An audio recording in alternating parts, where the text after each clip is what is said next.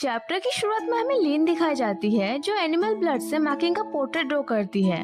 वो बाइथी को और एक हाइट देने को बोलती है जिसे ब्लड सूखने से पहले उसी पोर्ट्रेट का छाप ले सके। लीन पोर्ट्रेट बनाने के बाद उन सबको दिखाती है जिसे मेंगली देखकर बोलता है 2 पोर्ट्रेट एक ही समय पर, और सोचता है यहाँ तक कि मिडिल रैंक सिटी के ऑनरेबल फीमेल्स भी ये नहीं जानते आखिर इस फीमेल के पास इतना अच्छा जादू कैसे है। लीन बोलती है कि इस मेथड का यूज करके बहुत ही कम समय में बहुत से पोर्ट्रेट बना सकते हैं। वाइदी और स्वांग यून धीरे धीरे लिन की इतनी सारी टैलेंट को देखकर खुद में ही बोलते हैं लिन पढ़ना, लिखना, इवन सब्जी उगाना भी जानती है। ये पहली बार है मुझे ऐसा लग रहा है कि उसके लिए मैं एनफ नहीं हूँ। हमें जल्दी हमारा बीट सोल का लेवल और भी इम्प्रूव करना होगा जिससे फ्यूचर में हम लिन से पीछे ना छूट जाए। दूसरी तरफ लिन ने 10 कॉपी पोर्ट्रेट ऑलरेडी बना लिया था और वो यून से बोलती है मैं ऐसे ड्रॉ करने में फेमिलियर नहीं हूँ, इसलिए अभी मैं इतनी अच्छी ड्रॉ नहीं कर पाई। यून बोलता है तुमसे अच्छा ड्रॉ कोई भी नहीं कर सकता। लीन, जब हमारे बच्चे होंगे क्या तुम उन्हें भी ड्रॉ करना सिखाओगी? तभी अचानक से यून को कुछ ख्याल आता है और वो सोचता है नॉर्मली बेस्ट ऐसे इम्पोर्टेंट नॉलेज को सीक्रेट रखना चाहते हैं और लीन को बच्चे नहीं चाहिए। मैं ऐसे रिक्वेस्ट कैसे कर सकता हूँ? तभी लीन बोलती है मैं करूंगी, जब हमारे बच्चे होंगे तो मैं उन्हें सिखाऊंगी। ये सुनकर वो दोनों बोलते हैं लीन तुम्हें खुद पर फोर्स करने की कोई जरूरत नहीं है, आखिरकार ये इम्पोर्टेंट स्किल है। लीन बोलती है कि वो खुद पर कोई फोर्स नहीं कर रही, जब उनके बच्चे होंगे तो वो उन्हें सब कुछ सिखाएगी जो वो जानती है। बादी लीन को प्यार से देखते हुए याद करने लगता है कि कैसे वो लीन से फर्स्ट टाइम मिला था और सोचता है अगर लीन रॉकवुल्फ ट्राइब छोड़कर कहीं और मिलिट्री सिटी में चली गई तो उसकी सीक्रेट और एबिलिटी अनवांटेड अटेंशन अट्रैक्ट करेगी। मुझे केयरफुल रहने की जरूरत है। दूसरी तरफ मेंगली ये सब देखकर सोचता है उसने इतनी जल्दी इतनी सारे पोर्ट्रेट बना लिया, क्या यही रॉकवुल्फ ट्राइब का हिडन पावर है? पर तभी कोई अचानक से वहाँ आकर बोलता है क्या ये मार्किंग का पोर्ट्रेट है? ये लगभग उसके जैसे ही लग रहा है। वो male based wild horse tribe का चीफ बुके होता है। बुके स्वांगयोन को वहाँ देखकर वो फिर से यहाँ क्यों आया पूछता है तो स्वांगयोन जवाब देता है मैं यहाँ मेरी फीमेल को लाया हूँ वेजिटेबल एक्सचेंज करने के लिए।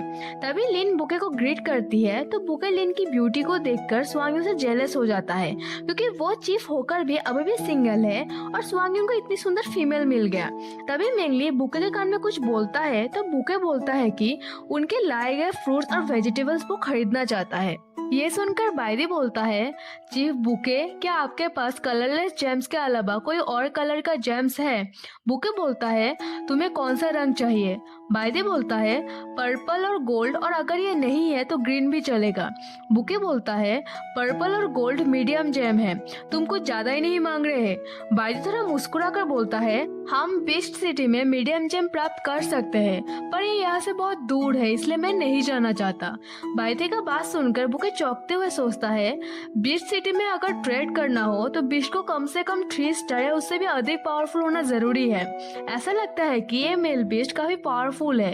वो लोग 30 कलरलेस जेम्स के बदले 1 ग्रीन जेम एक्सचेंज कर लेते हैं और तभी लिन को नोटिफिकेशन आती है कि उसका 5 अलग अलग कलर का जेम कलेक्ट करने का टास्क कंप्लीट हो चुका है, इसलिए उसे एक स्पेशल रिवॉर्ड दिया जाएगा। लिन देखती है वो एक व्हाइट स्पेस में होती है और सिस्टम उसे वॉल्यूम 1 इलस्ट्रेशन ऑफ मिनरल्स का एक किताब और एक कॉम्पास रिवॉर्ड के रूप में देता है।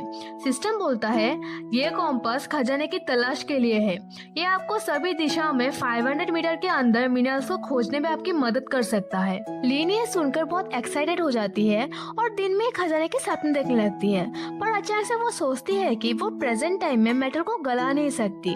तभी सिस्टम बोलता है आपने अभी के लिए सभी टास्क को कंप्लीट कर लिया है, सिस्टम जल्दी अपग्रेड हो जाएगा तो इसीलिए इस दौरान ये सिस्टम कुछ समय के लिए निष्क्रिय हो जाएगा। लिन ये सुनकर थोड़ी चौंक जाती है। सिस्टम बोलता है सिस्टम का लेवल आपके साथ ही लेवल अप होता है, जब आप पहली बार इस दुनिया में आए थे उसके तुलना में अभी आप स्ट्रॉन्गर है। सिस्टम अपग्रेड होने के बाद और भी डिफरेंट फंक्शन आपके लिए ओपन हो जाएगा। लिन ये सुनकर बोलता है system wish you a successful upgrade, मैं भी अपनी बेस्ट करूंगी। तभी सिस्टम जाने से पहले बोलता है आपको जल्दी ही बच्चे हो। अपडेट के बाद हम फिर मिलेंगे। हम देखते हैं वो तीनों ट्राइब में वापस जाने के लिए तैयार हो जाते हैं और बायदी ट्रांसफॉर्म होकर लिन को अपने ऊपर बैठने को बोलता है, तो लिन भी आराम से ऊपर बैठ जाती है और रास्ते में जाते हुए सोचती है, 2 महीने पहले मैं इमेजिन भी नहीं कर सकती कि मैं टाइगर की सवारी करूंगी। वैसे बायदी का बाल कितना स्मूथ और ब्यूटीफुल है। बायदी ने एक बार बोला था कि अगर एक बीस्ट किसी अलग प्रजाति के बीस्ट के साथ मेटिंग करे तो उनका बच्चा मजबूत माता पिता के प्रजाति का होगा। अगर मैं प्रेग्नेंट हो जाऊं तो क्या मैं टाइगर के बच्चे को जन्म दूंगी या उल्फ के बच्चे को? फिर भी इमेजिन करना कठिन है कि मेरे बच्चे बहुत प्यारे होंगे। तभी अचानक से एक बड़ा सा पक्षी आकर लिन के बैग को चुरा कर ले जाता है, तो स्वांगयुन गुस्से में उस पक्षी को पकड़ने के लिए उसके पीछे चला जाता है। लिन ये सब देखकर लिन को स्वांगयुन के ऊपर और भी प्यार आने लगती है।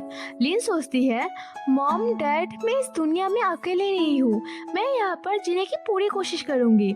सीनशिप होती है रॉक माउंटेन पर, जहाँ बहुत सारे फेदर बीस्ट जिनके पंख है वो लोग लिन के खेत के ऊपर आ जाते हैं। उनमें से एक बीस्ट बोलता है, यहाँ माइग्रेट करना बहुत अच्छा हुआ, यहाँ का सिनेरियो और इलाका दोनों ही अच्छे हैं और सबसे इम्पोर्टेंट बात, यहाँ बहुत सारे क्रंची और डिलीशियस वेजिटेबल्स और फ्रूट्स भी है।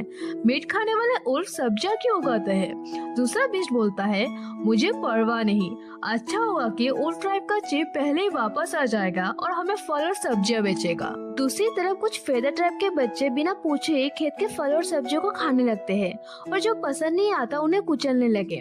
तभी उनकी नजर लिन के खेत में सब्जियों पर पड़ती है और जब वो सब्जियों को खाने के लिए आगे बढ़ते हैं तभी सांगे उनमें से एक बच्चे को पकड़ लेता है। बाकी बच्चे इसे देखकर डर जाते हैं और वहाँ से भाग जाते हैं।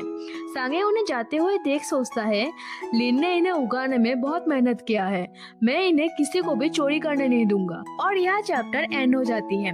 गाइस, अगर आपने नोटिस किया हो तो इस मानवा का स्टोरी दिन ब दिन और भी इंटरेस्टिंग होती जा रही है। तो अगर आपको आगे की इंटरेस्टिंग स्टोरी जाननी है और आपको इस वीडियो की एक्सप्लेनेशन भी पसंद आई तो प्लीज वीडियो को लाइक एंड कमेंट जरूर करना एंड चैनल को भी सब्सक्राइब जरूर से कर देना। तो नेक्स्ट वीडियो मिलते हैं, बाय बाय।